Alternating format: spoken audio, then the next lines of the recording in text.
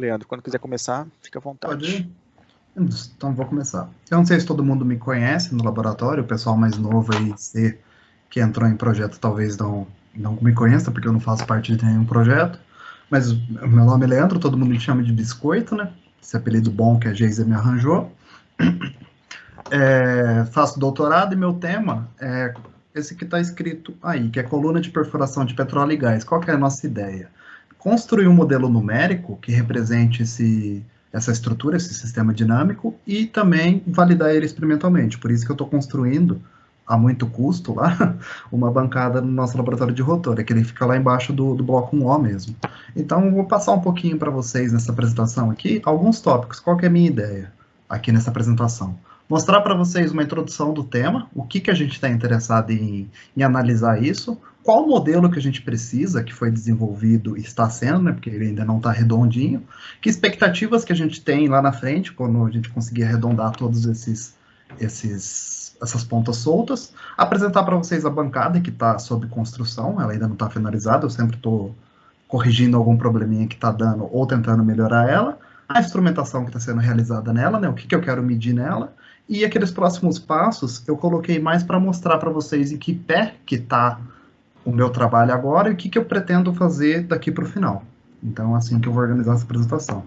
Então, aqui na introdução, como nosso interesse é nesse sistema utilizado na exploração de petróleo e gás, existem duas formas distintas de fazer essa exploração. Seria na forma terrestre, que é conhecido como onshore, ou na forma marítima, ali, offshore.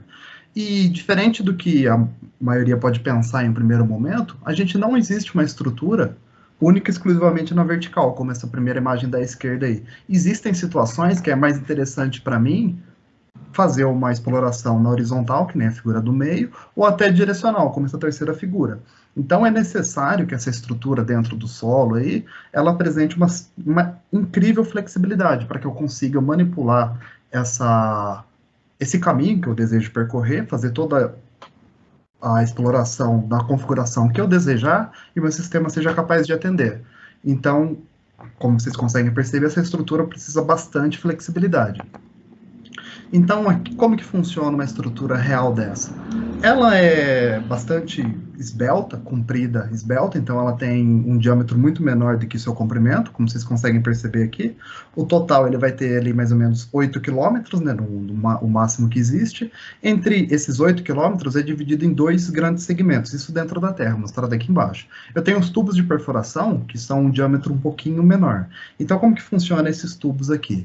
Existem, na imagem da esquerda, você consegue ver que tem várias parcelas pequenininhas lá em cima. Então, para eu conseguir atingir esses 8 quilômetros, eu tenho tubos de apenas 10 metros ligados uns nos outros, o que também me permite toda essa flexibilidade dentro do solo. E chegando na ponta dele, que é esse BHA, que é a sigla de Bottom Hole Assembly, que significa tipo a montagem do fundo do poço, traduzindo, eu tenho aqui um diâmetro maior, que a gente chama de colares de perfuração, além de alguns estabilizadores que garantem para mim toda a firmeza ali e toda a estabilidade na hora de fazer a perfuração. Além disso, nessa parte inferior aqui, eu também tenho alguns sensores que me disponibilizam algumas informações relevantes para a nossa exploração. São eles a velocidade que a broca está rodando lá no fundo do poço, qual que é a força que está sendo aplicada na axial, qual que é a força que ele está recebendo ali de resistência do solo, qual que é o torque que está sendo aplicado ali e o solo resistindo, entre outros. Vale ressaltar também que esses tubos de perfuração aqui, ele não é maciço, ele é oco. Por quê? No interior dele, como mostrado aqui no sistema de circulação, tem todo um fluido de corte que desce até o fundo do poço para resfriar essa broca.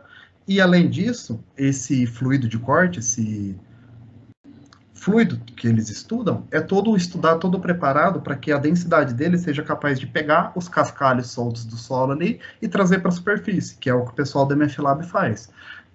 Mapear esses cascalhos e saber o que vai acontecer com eles.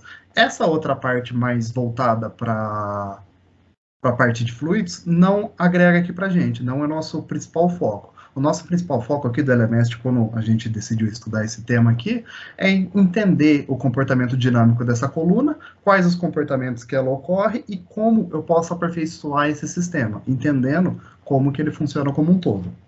Perfeito?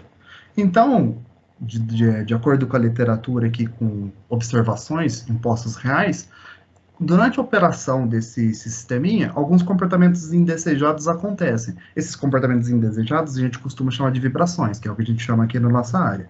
Então, existem 3 tipos diferentes aqui de vibrações. A axial, que é quando a força do solo ela fornece uma compressão nela, de tal forma que a broca aqui, ela se desprende do solo e tem um pequeno deslocamento na axial.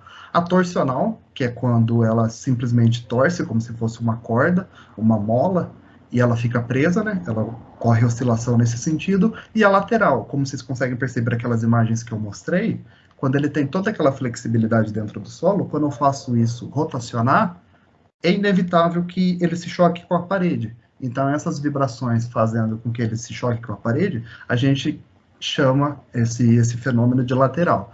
Então, esses 3 fenômenos podem ocorrer de forma separada e também podem ocorrer de forma junta, de forma acoplada. Então, se elas ocorrem aqui de forma acoplada, eu tenho um sistema extremamente complexo para analisar, porque ao mesmo tempo que ela prende torsionalmente, ela faz a oscilação na axial e batendo na parede do poço também. Então, se eu quero representar um sistema como esse, além de eu precisar de toda a flexibilidade dentro do solo, eu preciso de um modelo que me acople essas direções. Então, por exemplo, se você pega um arame, pensa no arame de um clips que vocês têm na casa de vocês. Se você começa a torcer ele bastante, ele não fica torcendo para sempre. Em determinado momento, ele começa a fazer uma barriga. Então, o que a gente consegue observar disso? Que existe um acoplamento entre o grau de liberdade de torção junto com o deslocamento aqui na vertical e na horizontal. Então, eu preciso de um modelo que seja capaz de representar esse tipo de comportamento, para que essas vibrações sejam observadas no meu sistema.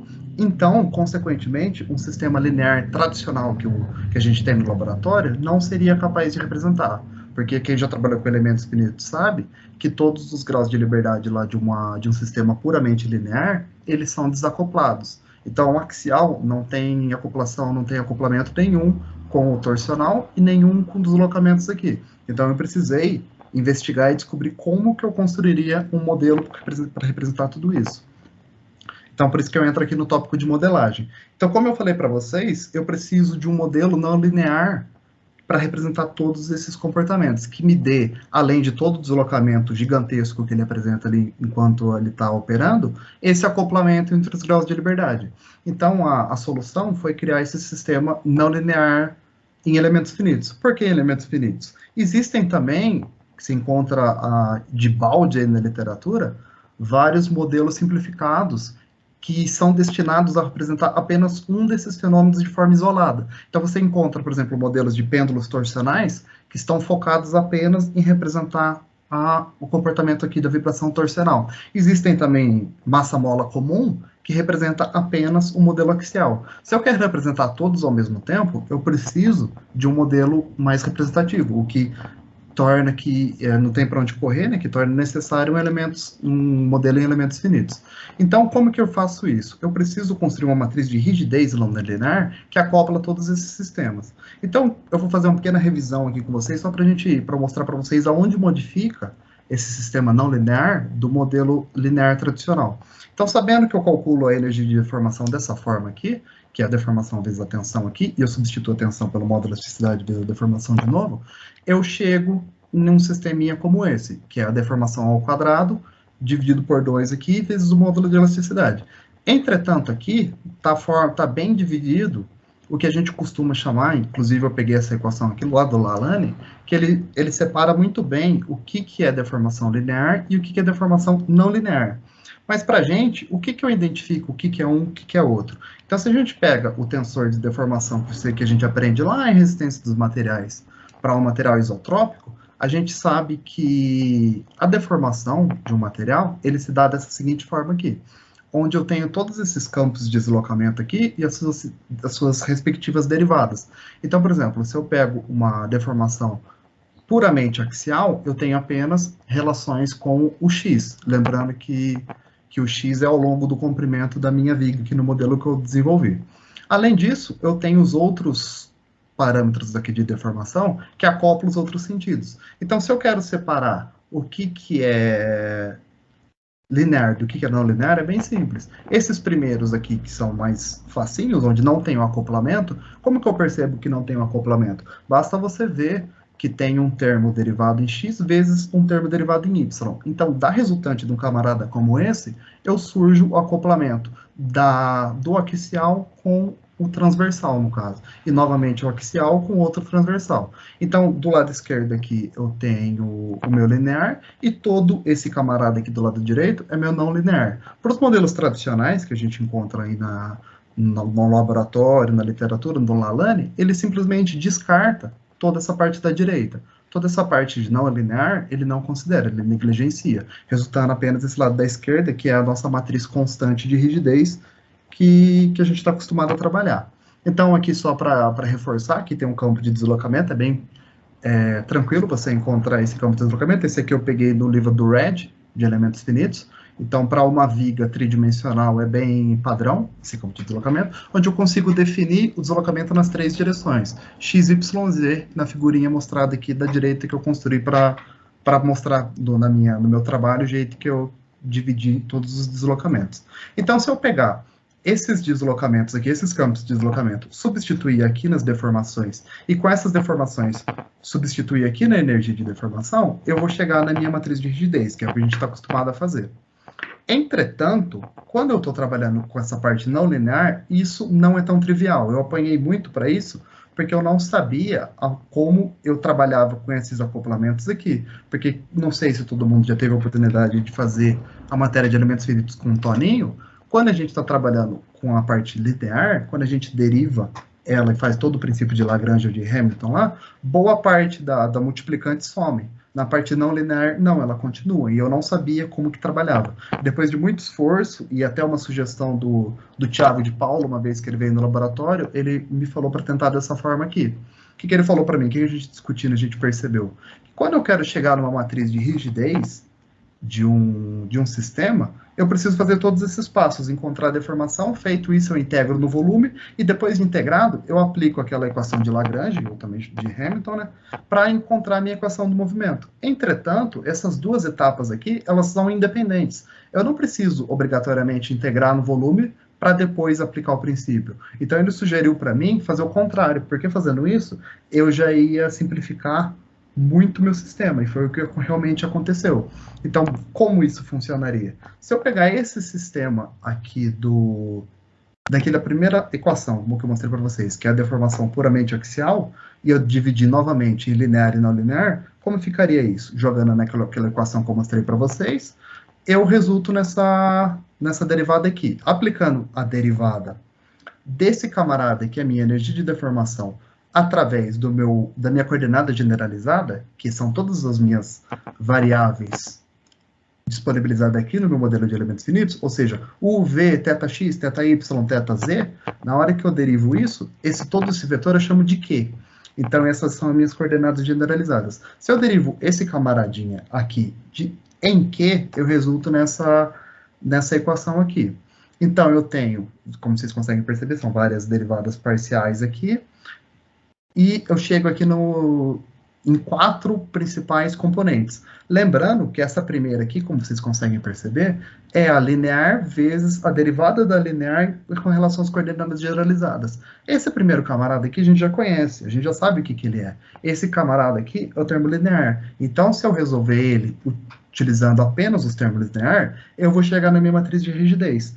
Entretanto, eu preciso do resto. Então, o que a gente vai fazer aqui? Eu vou desconsiderar esse cara aqui e vou trabalhar apenas com os outros.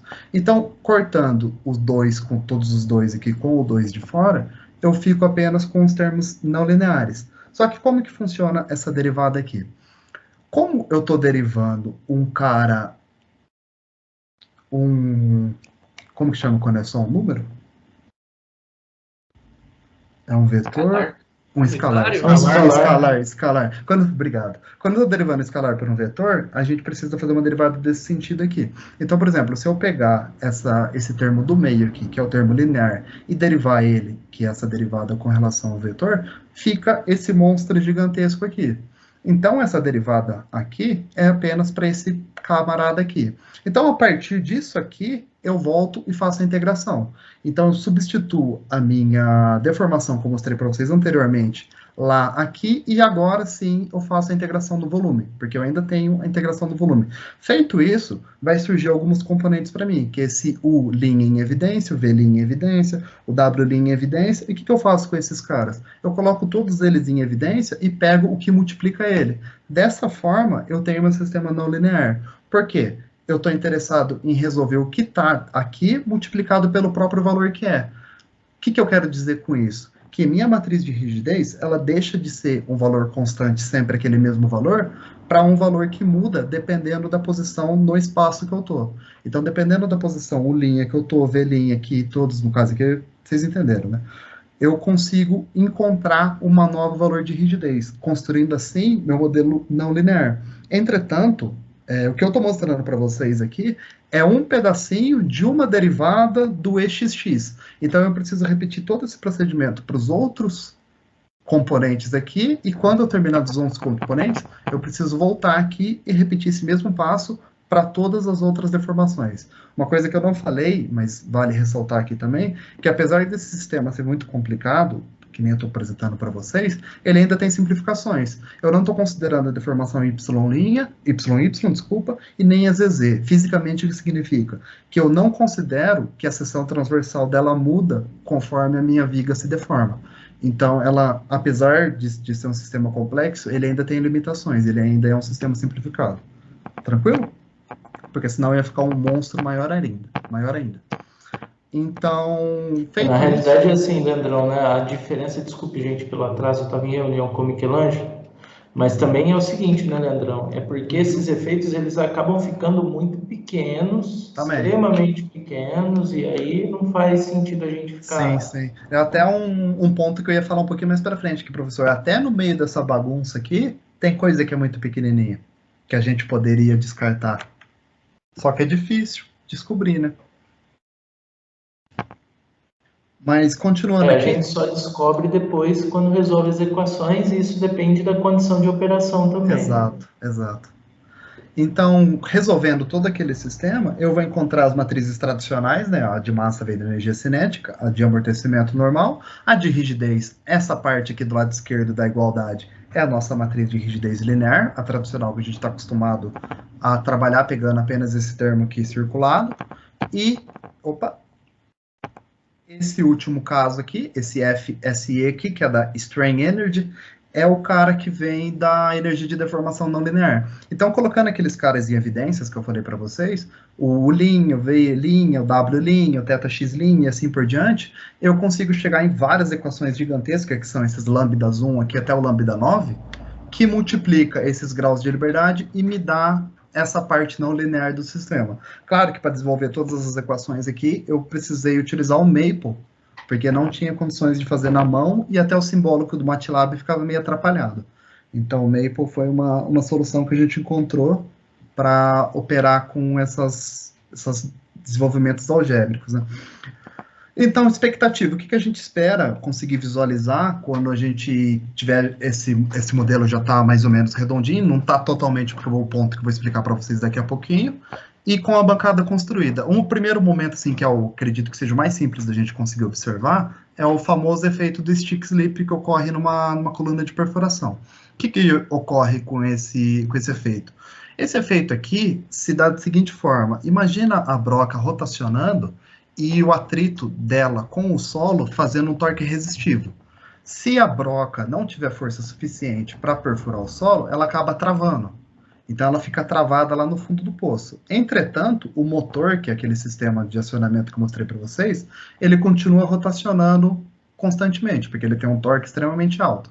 Consequentemente, energia potencial ali, elástica vai acumulando na minha coluna, porque ela vai torcendo, até um certo ponto que essa energia acumulada consegue vencer o atrito do solo, do torque resistivo, e ela desprende com uma velocidade muito maior do que a aplicada lá no motor. Então, fisicamente, que efeito que eu tenho? Esse stick slip, que traduzindo, né, é o prende e desliza.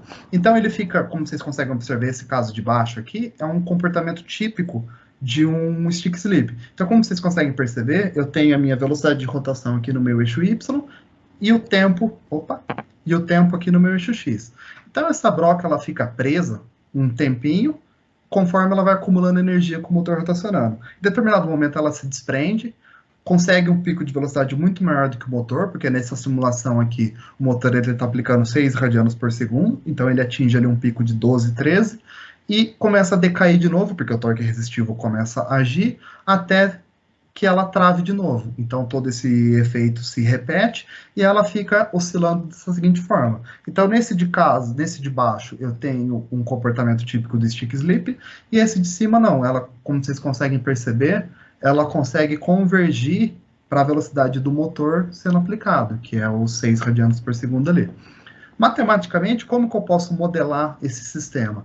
Eu pego meu modelo de elementos finitos, lá embaixo, na broca, eu aplico um torque resistivo no sentido contrário do que o motor está aplicando lá em cima. E para representar todo esse comportamento, eu divido esse torque em 3 regiões. O estático, o slip, que é essa terceira linha aqui, e o de equilíbrio. Então, o que acontece? Se ela está travado, o que eu estou aplicando no meu sistema é o torque estático. Enquanto isso, o torque de equilíbrio vai aumentando. Em determinado ponto, que é essa linha do meio, quando o torque de equilíbrio supera o torque estático, ela desliza, fazendo com que essa terceira linha entre em ação, que dá esse efeito para mim de fazendo com que o torque varie aí.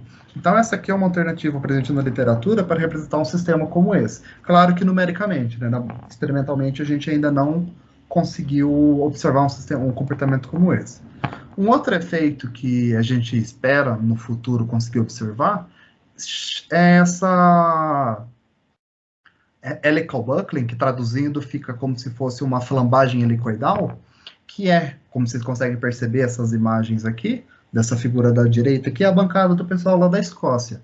Eles conseguiram observar e também simular aqui no console essa minha coluna agindo como se fosse uma mola. Então, por isso que essa coluna recebe até o apelido de Drew String, porque ela apresenta uma flexibilidade tão grande que é chamada até de corda.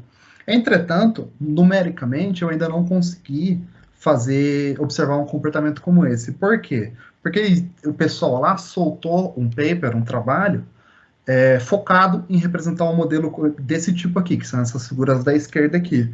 Entretanto, ele deixa claro que dentro toda essa bagunça da modelagem aqui, eles selecionaram os termos corretos para fazer com que essa helicoidal aqui fique simétrica, fique bonitinho e não dê problema numérico. Eu não fui capaz de ter todo esse conhecimento, porque eles já trabalham com esse tema faz muito tempo, e selecionar esses termos corretos. Então, um dos objetivos de eu ter ido para lá, né, era aperfeiçoar esse modelo que a gente tem aqui.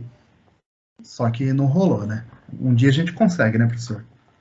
Aí a gente está aí, expectativas para o futuro. Tem que ter fé.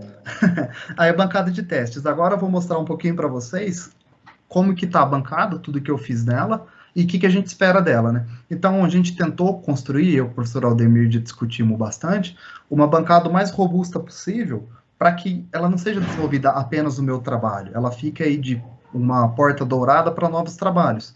Então, pode ser que o Leonardo aí, que está vindo trabalhando nesse mesmo tema, continue o trabalho. Então, ele permite novas configurações, eu tenho inversor de frequência para fazer um controle ativo de rotação no motor, caso queira, otimizações e melhorias, e assim por diante. Além disso, na bancada, eu pretendo observar todas essas informações relevantes que eu comentei para vocês lá no começo da apresentação, que é o peso na broca, esse WOB aqui, o torque na broca, que é o TOB, observar quanto que a minha haste torceu, por isso que eu tenho 2 encoders, assim que eu vou mostrar para vocês, além de retratar esses efeitos que eu discuti um pouquinho com vocês, se Deus quiser. Então aqui está o modelo aqui da bancada, ela já está construída no laboratório. Então eu tenho um motor lá em cima, esses verdes aqui são encoders, eu tenho 2 encoders. Para quê? Para eu medir justamente essa diferença de torção, né, na saída do motor e embaixo da minha coluna flexível aqui, né, da minha haste flexível. Eu tenho no número 8 aqui um LVDT. Para que esse LVDT? Para eu medir essa oscilação axial e conseguir medir aquela vibração axial que eu mostrei para vocês. Eu tenho muitos discos aqui, uma placa de torno, para representar aquele BHA. Por quê? Porque eu preciso de uma inércia e um peso muito maior do que a coluna oferece para mim lá embaixo, para que a perfuração ocorra. Além disso, eu tenho aqui em cima, o número 4, um torquímetro. Então, eu consigo também saber o torque que o motor está fornecendo para mim e a velocidade de rotação eu consigo tirar por ele ou por um dos encoders. Aqui embaixo da minha amostra de solo, que é o 13 aqui, eu tenho duas células de carga. Uma em S, que o laboratório disponibilizou para a gente, que é essa 14 aqui, e essa 15 aqui, que é uma construída por mim, porque as que o laboratório tinha, ela não atendia os nossos pré-requisitos, né? Por quê? Porque eu preciso de uma célula de carga que atenda, consiga observar comportamento estático e dinâmico. Com essa exigência, apenas a célula de carga feita de strain gauge me atenderia. As de PZT do laboratório não, por isso que eu precisei construir uma.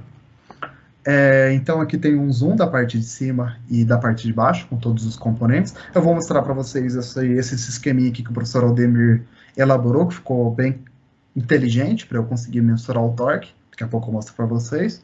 Além de todos os outros componentes. Para que ela consiga deslizar e dar esse movimento axial, eu tenho um conjunto de guia linear. Então eu tenho aquele perfil da Bosch tradicional que o laboratório já usa, e 2 trilhozinhos para fazer ela correr para cima e para baixo. Então, não sei se todo mundo já viu lá no laboratório, ela foi equipada com esse sistema para que eu consiga observar esse tipo de vibração. Então, aqui tem algumas fotos, tirando a bagunça, porque eu estou apanhando para fio lá o dia inteiro, né? Tem aqui todos os componentes, ela já está construída aí no laboratório de rotores. Beleza? Quem quiser ir lá me ajudar, né? Aparecer lá, tá lá. Então, a instrumentação. O que eu estou apanhando agora, o que eu estou fazendo? Como eu falei, tem 2 encoders, um lá em cima e outro lá embaixo, para eu conseguir medir aquela torção, além da velocidade, e saber se ela está travada ou não lá no stick slip, que nem eu mostrei para vocês.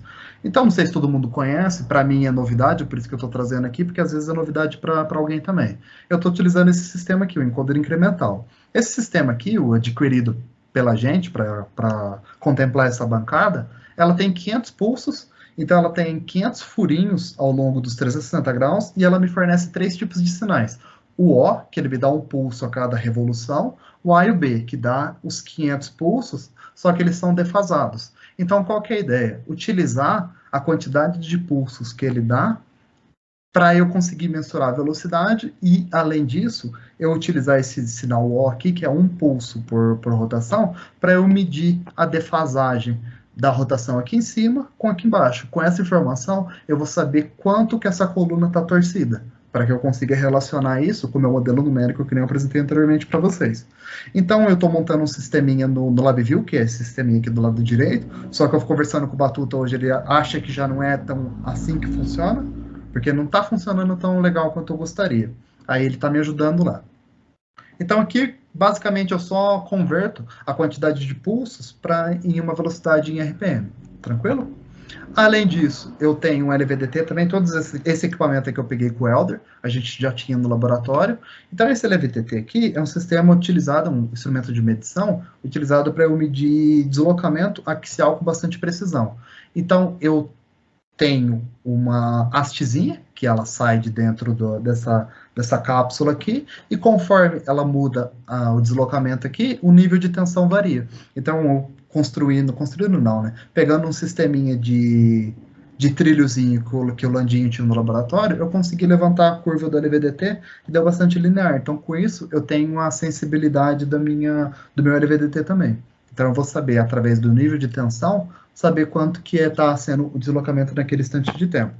E a célula de carga construída, como eu falei para vocês, eu construí com a ajuda do professor Lepre e muito custo, uma célula de carga capaz de fornecer para mim a variação da quantidade de força aqui na axial. A de torque também, mas a de torque eu não confiei muito não, por isso que eu utilizei a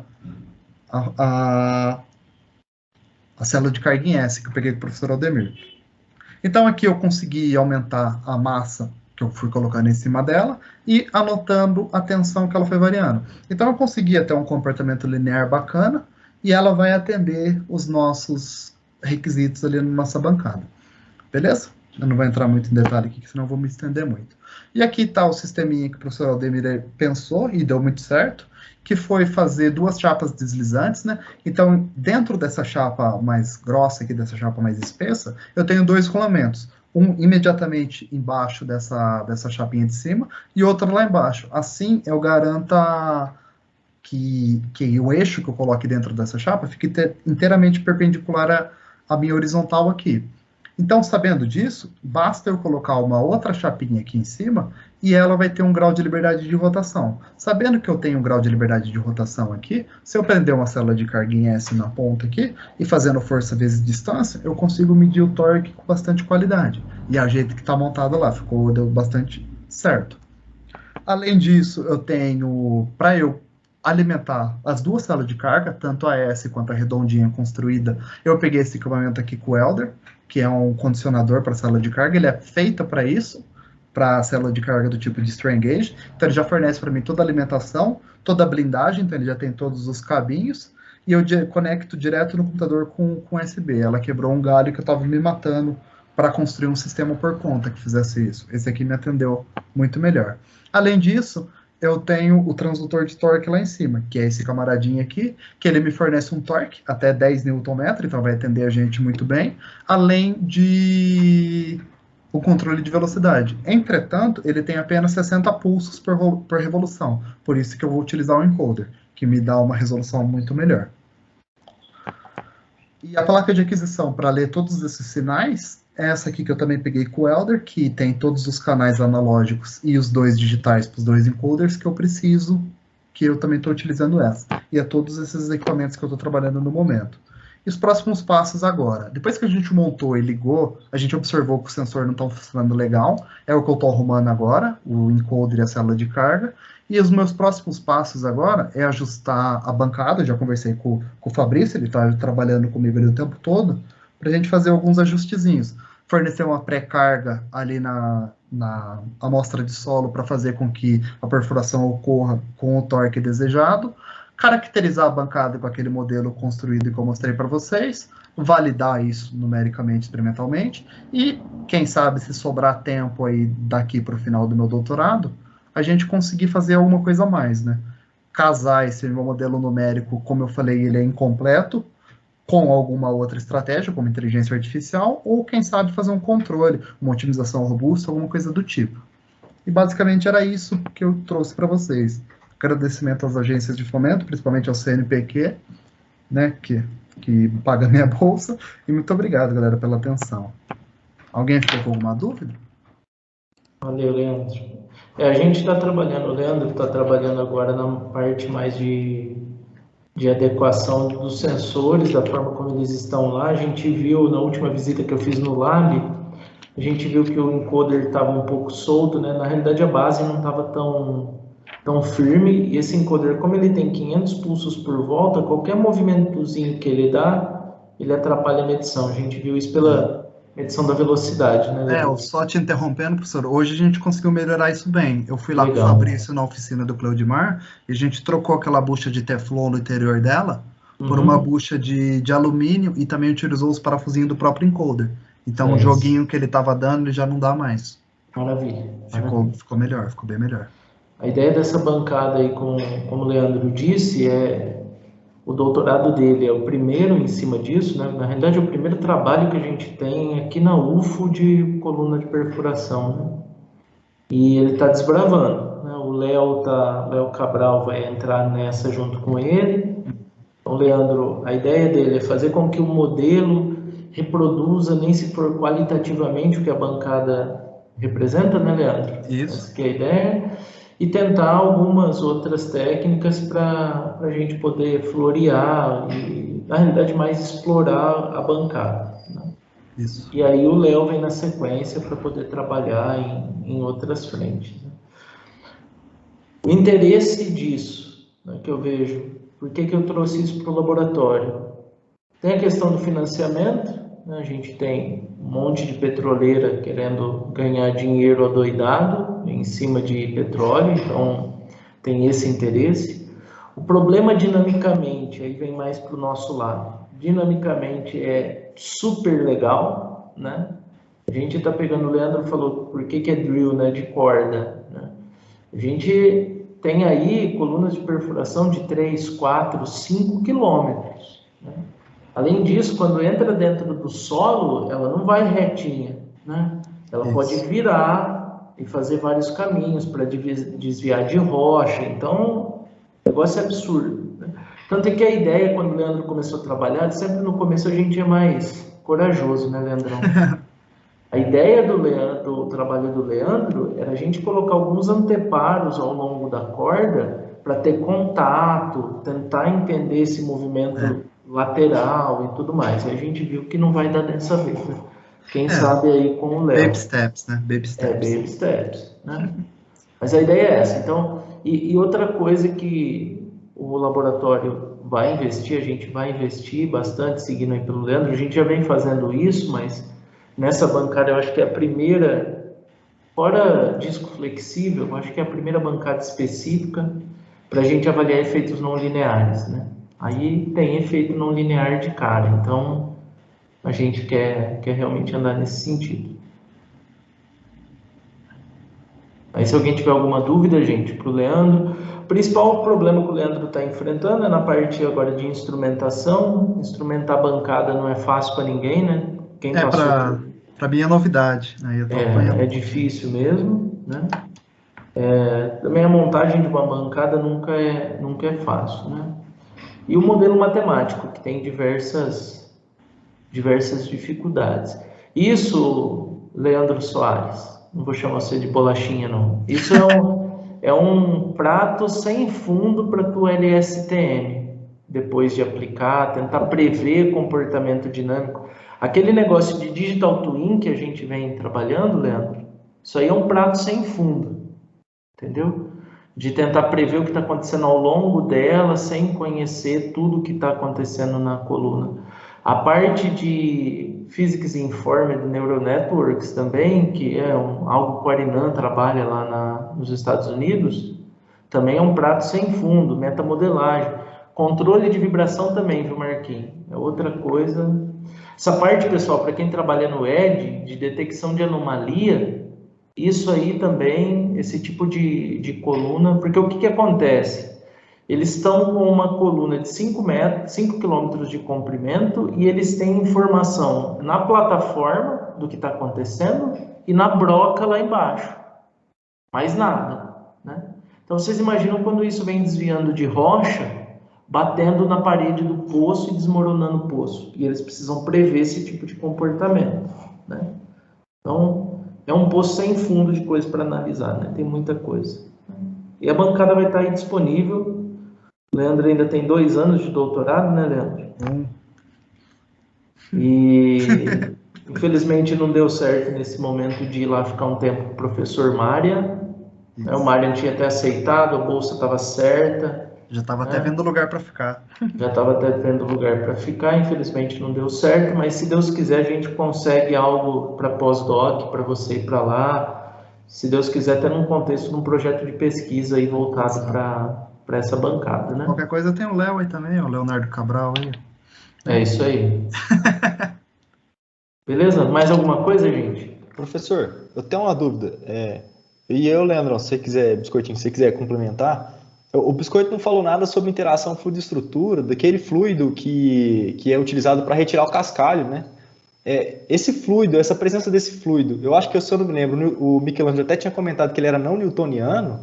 Ele atrapalha, ele altera essas vibrações laterais ali, ou em termos de amortecimento e tudo mais, do tubo com a parede do furo? Com certeza modifica. Mas a gente, no momento, não tem condições para avaliar isso. Isso já seria um trabalho, uma pesquisa lá na frente. Mas sim, dos pré-requisitos desse fluido é que ele também forneça um amortecimento para a estrutura durante a operação dela, além de refrigerar a broca e elevar o cavaco do fundo do poço. Mas é too much no momento. Exato, a gente está interessado agora na parte dinâmica, né? Venceu a parte dinâmica, aí pelo menos para representar. Tem até um aparelho, vamos ver se a gente consegue financiamento para isso, né, numa próxima oportunidade. Eu não sei quem que participou, mas a gente lembra daquele DIC que o cara apresentou lá atrás, que é um sistema via câmera que mede vibração, né?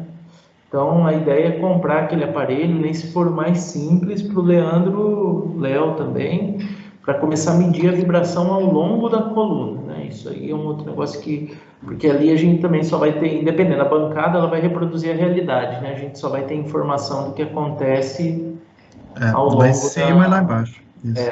Porque mesmo laser não dá para colocar aí, né? Porque a coluna fica balançando, o laser vai se perder a todo momento.